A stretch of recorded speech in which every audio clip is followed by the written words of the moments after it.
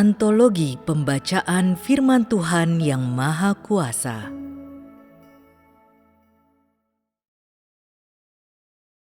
Penafsiran rahasia Firman Tuhan kepada seluruh alam semesta.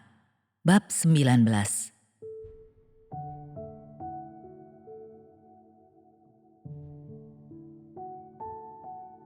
Dalam imajinasi orang-orang, Tuhan sepertinya sangat tinggi dan Dia tak terselami.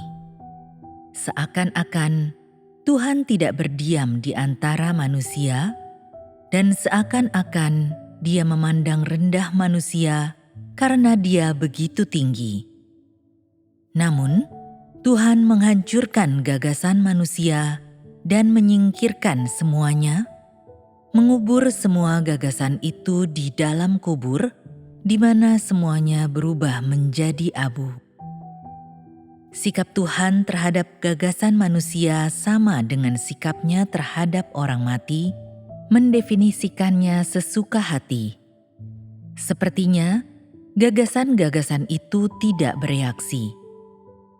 Jadi, Tuhan telah melakukan pekerjaan ini dari penciptaan dunia sampai saat ini dan tidak pernah berhenti. Karena daging, manusia dirusak oleh iblis, dan karena tindakan iblis di bumi, manusia membentuk segala macam gagasan dalam perjalanan pengalaman mereka. Inilah yang disebut pembentukan alami. Ini adalah tahap terakhir pekerjaan Tuhan di bumi, jadi metode kerjanya telah mencapai puncaknya, dan Dia mengintensifkan pelatihannya terhadap manusia, sehingga mereka bisa dijadikan sempurna dalam pekerjaan terakhirnya, dan pada akhirnya memuaskan kehendak Tuhan. Sebelumnya, hanya ada pencerahan dan penerangan Roh Kudus di antara manusia, tetapi tidak ada firman yang diucapkan oleh Tuhan itu sendiri. Ketika Tuhan berfirman dengan suaranya sendiri, semua orang terkejut, dan firman zaman sekarang bahkan lebih membingungkan. Makna firman tersebut bahkan lebih sukar untuk dipahami, dan manusia sepertinya bingung karena 50% dari firman-Nya ditulis di antara tanda kutip. Ketika aku berfirman, manusia mendengarkan suaraku dengan perhatian penuh. Tetapi ketika aku terdiam, mereka mulai kembali mengurus usahanya sendiri. Bagian ini mengandung kata dalam tanda kutip. Semakin banyak humor yang digunakan Tuhan dalam berfirman, seperti yang dilakukannya di sini, semakin dapat firman itu menarik orang untuk membacanya. Orang mampu menerima dirinya ditangani ketika mereka merasa santai. Namun, ini terutama adalah untuk mencegah lebih banyak orang merasa berkecil hati atau kecewa ketika mereka belum memahami firman Tuhan. Ini adalah taktik dalam peperangan Tuhan melawan iblis. Hanya dengan cara inilah orang akan tetap tertarik pada firman Tuhan dan terus memperhatikannya, bahkan saat mereka tidak dapat memahaminya. Namun, terdapat juga pesona yang besar dalam semua firman-Nya yang tidak dikelilingi oleh tanda kutip, sehingga firman itu menjadi lebih terlihat dan membuat orang semakin mencintai firman Tuhan dan merasakan kemanisan firman-Nya dalam hati mereka sendiri. Karena firman Tuhan datang dalam berbagai macam bentuk dan sangat kaya dan bervariasi, dan karena tidak ada pengulangan kata benda di antara banyaknya firman Tuhan, dalam indera ketiga mereka, manusia percaya bahwa Tuhan itu selalu baru dan tidak pernah tua. Misalnya, aku tidak meminta manusia untuk menjadi konsumen belaka. Aku juga meminta mereka untuk menjadi produsen yang mengalahkan iblis. Kata-kata konsumen dan produsen dalam kalimat itu memiliki makna yang sama dengan beberapa kata yang diucapkan di masa lampau, tetapi Tuhan tidaklah kaku. Sebaliknya, Dia membuat manusia menyadari akan kesegaran dirinya dan dengan demikian menghargai kasih Tuhan. Humor dalam perkataan Tuhan mengandung penghakiman dan tuntutannya terhadap manusia. Karena semua firman Tuhan memiliki tujuan, karena semuanya itu memiliki makna, humornya bukanlah semata dimaksudkan untuk meringankan suasana atau membuat orang tertawa terbahak-bahak, juga bukan hanya dimaksudkan untuk melemaskan otot mereka. Sebaliknya, humor Tuhan dimaksudkan untuk membebaskan manusia dari ikatan selama 5.000 tahun dan supaya mereka tidak pernah terikat lagi sehingga mampu menerima firman Tuhan dengan lebih baik. Metode Tuhan itu seperti sesendok gula untuk membantu obat lebih mudah ditelan. Dia tidak memaksakan obat yang pahit masuk ke tenggorokan manusia. Ada kepahitan dalam rasa manis dan juga kemanisan dalam rasa pahit. Ketika secercah cahaya yang redup mulai terlihat di timur, semua orang di alam semesta menaruh sedikit lebih banyak perhatian pada cahaya itu. Tidak lagi tertidur lelap, manusia memberanikan diri untuk mengamati sumber cahaya di timur ini. Oleh karena kemampuan mereka yang terbatas, belum ada seorang pun yang mampu melihat tempat dari mana cahaya itu berasal. Inilah yang terjadi di mana-mana di alam semesta, bukan hanya di antara anak-anak Tuhan dan umat-Nya. Orang-orang dalam lingkaran keagamaan dan orang-orang tidak percaya, semuanya bereaksi seperti ini. Pada saat ketika terang Tuhan bersinar, hati semua orang berangsur-angsur berubah, dan mereka mulai tanpa sadar mendapati bahwa hidup mereka tidak berarti, bahwa hidup manusia tidak ada nilainya. Manusia tidak mengejar masa depan, tidak memikirkan hari esok, atau mengkhawatirkan hari esok. Sebaliknya, mereka berpegang teguh pada gagasan bahwa mereka harus makan dan minum lebih lagi sementara masih muda. Dan itulah yang layak dilakukan sebelum tibanya hari yang terakhir. Manusia tidak punya keinginan apapun untuk memerintah dunia. Semangat kasih manusia bagi dunia telah sepenuhnya dicuri oleh iblis, tetapi tidak ada yang tahu apa akar semua itu. Satu-satunya yang bisa mereka lakukan hanyalah mondar-mandir saling memberi informasi karena hari Tuhan belum tiba. Suatu hari, semua orang akan melihat jawaban atas semua misteri yang tak terselami ini. Inilah tepatnya yang Tuhan maksudkan ketika Dia berkata, manusia bangun dari tidur dan mimpinya, dan baru setelah itulah mereka menyadari bahwa hariku telah berangsur-angsur menghampiri mereka. Ketika saat itu tiba, semua orang yang adalah milik Tuhan akan seperti daun hijau, menanti untuk memainkan peran mereka sendiri bagiku, sementara aku di bumi.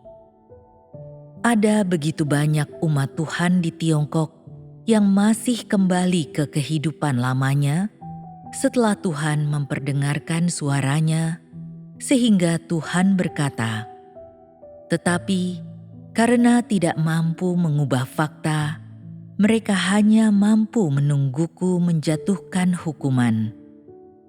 Masih akan ada beberapa di antara mereka yang akan disingkirkan. tidak semua akan tetap tak berubah.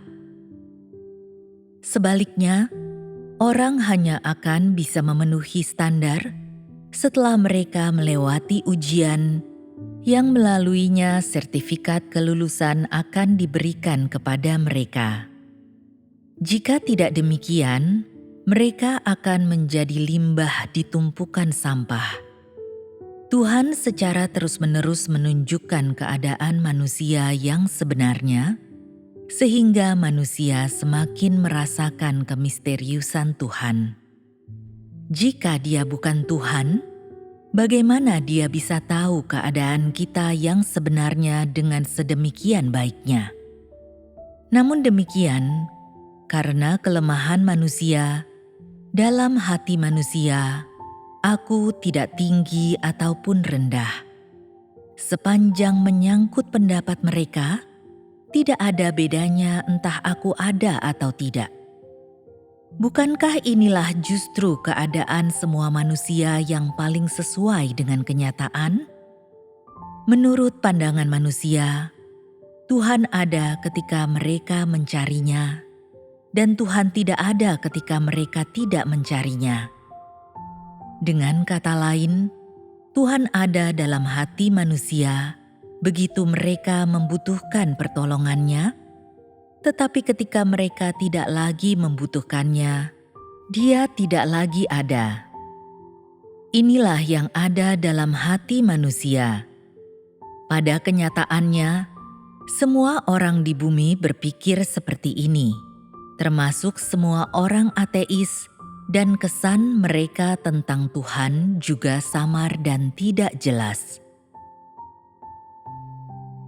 Karena itu, gunung-gunung menjadi batas darat di antara bangsa-bangsa. Perairan menjadi pembatas yang memisahkan orang-orang dari negeri yang berbeda, dan udara menjadi sesuatu yang berhembus dari orang ke orang di angkasa di atas bumi. Inilah pekerjaan yang Tuhan lakukan ketika menciptakan dunia. Menyebutkan hal ini di sini membuat orang bingung. Mungkinkah Tuhan ingin menciptakan dunia lain? Wajarlah untuk mengatakan ini. Setiap kali Tuhan berfirman, firman-Nya mengandung penciptaan, pengelolaan, dan penghancuran dunia. Hanya saja terkadang firman-Nya itu jelas dan terkadang samar. Semua pengelolaan Tuhan terkandung dalam firman-Nya. Hanya saja manusia tidak bisa membedakannya. Berkat yang Tuhan karuniakan kepada manusia membuat iman mereka bertumbuh 100 kali lipat. Dari luar, sepertinya Tuhan membuat janji dengan manusia, tapi pada dasarnya itu adalah ukuran tuntutan Tuhan bagi umat kerajaan-Nya. Mereka yang layak dipakai akan tetap tinggal, sedangkan mereka yang tidak layak dipakai akan ditelan dalam bencana yang turun dari langit. Guntur yang berkelebatan di langit akan menyambar manusia. Gunung-gunung yang tinggi saat mereka runtuh akan mengubur mereka. Binatang buas yang kelaparan akan memangsa mereka, dan samudera yang bergelora akan membenamkan kepala mereka. Saat manusia terlibat dalam konflik antar saudara, semua manusia akan mendatangkan kemusnahan mereka sendiri di dalam bencana yang muncul dari antara mereka. Ini adalah perlakuan khusus yang akan dialami mereka yang tidak memenuhi standar, yang setelahnya tidak akan diselamatkan di dalam kerajaan Tuhan.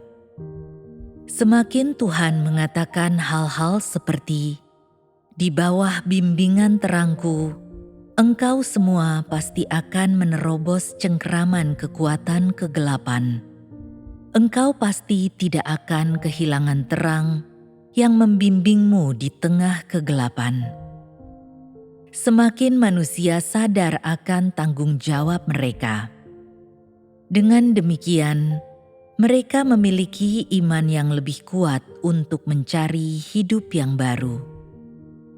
Tuhan memenuhi kebutuhan manusia saat mereka meminta kepadanya. Begitu Tuhan telah menyingkapkan mereka sampai taraf tertentu, Dia mengubah cara bicaranya dengan menggunakan nada yang penuh berkat untuk mendapatkan hasil yang terbaik. Membuat tuntutan kepada manusia dengan cara ini membuahkan hasil yang lebih nyata. Karena manusia semuanya bersedia berbicara tentang bisnis dengan lawan bicaranya, mereka semua ahli dalam bisnis. Inilah tepatnya yang Tuhan sedang asah ketika mengatakan hal ini. Jadi apa artinya sinim? Di sini Tuhan tidak mengacu pada kerajaan di bumi yang dirusak oleh iblis, tetapi yang dimaksud adalah kumpulan semua malaikat yang berasal dari Tuhan. Kata berdiri teguh dan tidak goyah berarti bahwa para malaikat akan mendobrak semua kekuatan iblis dan dengan demikian membangun sinim di seluruh alam semesta. Jadi makna sinim yang sebenarnya adalah kumpulan semua malaikat di bumi, dan di sini itu mengacu pada para malaikat di bumi. Jadi kerajaan yang akan ada setelah itu di bumi akan disebut sinim dan bukan kerajaan. Tidak ada arti nyata kerajaan di bumi. Itu pada hakikatnya adalah sinim. Dengan demikian, hanya dengan menghubungkannya dengan definisi sinim, orang bisa mengetahui makna sebenarnya dari firman, "Engkau pasti akan memancarkan kemuliaanku ke seluruh alam semesta." Ini menunjukkan peringkat semua orang di bumi di masa depan. Orang-orang sinim semuanya akan menjadi raja yang memerintah semua orang di bumi setelah mereka mengalami hajaran. Segala sesuatu di bumi akan berjalan dengan normal karena pengelolaan orang-orang sinim.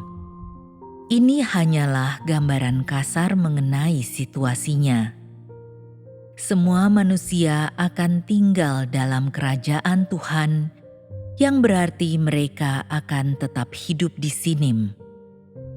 Manusia di bumi akan mampu berkomunikasi dengan para malaikat. Jadi, surga dan bumi akan terhubung. Atau dengan kata lain, semua manusia di bumi akan tunduk dan mengasihi Tuhan sama seperti para malaikat di surga. Pada saat itu, Tuhan akan menampakkan diri secara terbuka kepada semua orang di bumi dan membiarkan mereka melihat wajah aslinya dengan mata telanjang, dan Dia akan menampakkan dirinya kepada mereka kapan saja.